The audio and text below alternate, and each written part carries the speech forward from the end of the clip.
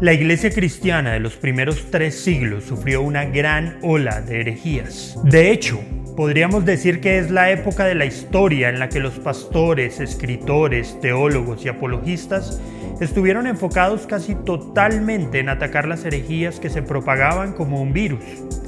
Lo paradójico es que la gran mayoría de estas herejías han vuelto a surgir con el pasar de los siglos y siempre encuentran la manera de regresar y actualizarse. Esto es especialmente cierto con el marcionismo. Con su intención de eliminar al Dios enojado del Antiguo Testamento, su optimismo sobre la supuesta capacidad del hombre de ser mejor por sí mismo y su afán por dejar de lado la Biblia que Jesús leyó. Entonces, ¿quién era Marción y por qué su proyecto podría estar aún vigente? Marción nació en Sinope, en la actual Turquía, en el año 85 después de Cristo, en la provincia norteña del Ponto, a orillas del Mar Negro. Marción era hijo de un obispo. Era un hombre inteligente, capaz, duro, inflexible, vanidoso, rico y ambicioso. Se dirigió a Roma en algún momento entre el año 135 y el 139 después de Cristo y fue aceptado como miembro de la iglesia en la ciudad. Incluso dio una gran ofrenda a la congregación, 200.000 sestercios, que podrían equivaler a más de 100 salarios anuales del momento.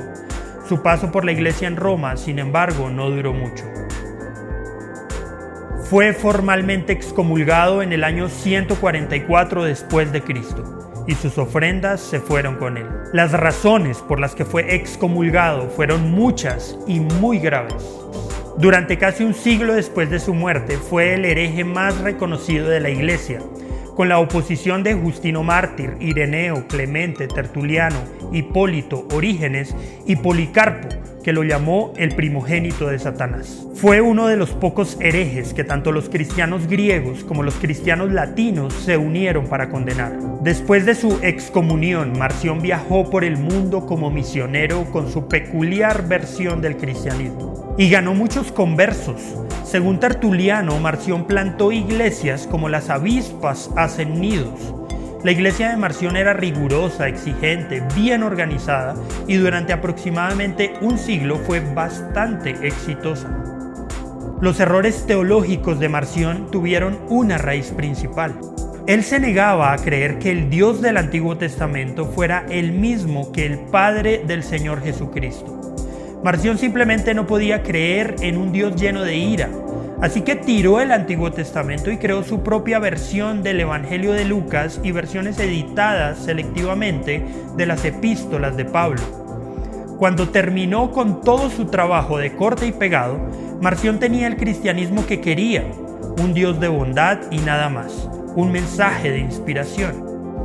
Una Biblia que eliminaba las partes incómodas sobre la ira de Dios y el infierno. Para él había una contradicción fundamental entre la ley y el amor y la justicia y la gracia. Marción pensaba que el verdadero cristianismo era defectuoso por incompatibilidades en el corazón de su enseñanza. Su solución fue radical. Lo que había que hacer era una reafirmación de la fe. Y para Marción esa reafirmación debía centrarse en lo que para él era el evangelio esencial, es decir, el amor, la misericordia y la compasión, que se muestran en la vida y en las enseñanzas de Jesús. Esto para él era todo lo necesario, era el plan para la humanidad nueva y pura. Según Marción, no había otra base verdaderamente cristiana para la fe o la moralidad. Lo que Marción no podía soportar era la nota de juicio que acompañaba la predicación del mensaje cristiano. Las advertencias que venían con la enseñanza de la ley, el llamado a la obediencia y la amenaza del infierno. Para Marción, la imagen de Dios dada en el monte Sinaí, con un Dios cuya presencia se manifestaba en truenos y relámpagos, con personas que se encogen de miedo, es simplemente inadmisible. Un Dios que hace temblar a su pueblo con temor, un Dios con el cual tienen miedo de comunicarse, no podría ser el Dios y Padre del Señor Jesucristo. Según él lo veía, era necesario purgar el cristianismo de su tiempo para que el evangelio puro pudiera ser recibido en toda su simplicidad radical y apelar al corazón. Como la Biblia no tenía el Dios que él quería, Marción decidió hacer una supuesta mejor Biblia. Y así el marcionismo sigue vivo. La idea de adaptar e incluso refundar el cristianismo para un nuevo tiempo en tonos más suaves y complacientes, con mensajes centrados solamente en las enseñanzas sobre el amor de Jesús más que en su muerte llena de dolor y sacrificio, siempre serán populares. Aquellos que solo predican de amor y cuyos mensajes son terapéuticos y centrados en lo que el hombre puede lograr, que poco predican del infierno o del pecado, que no enseñan toda la Biblia, sino solamente sus partes favoritas y que definitivamente no quieren molestar a nadie con su mensaje, es probable que encuentren en Marción y en el marcionismo un gran eco de su entendimiento del Evangelio. Algunos errores nunca mueren del todo y algunas cosas nuevas no son tan nuevas.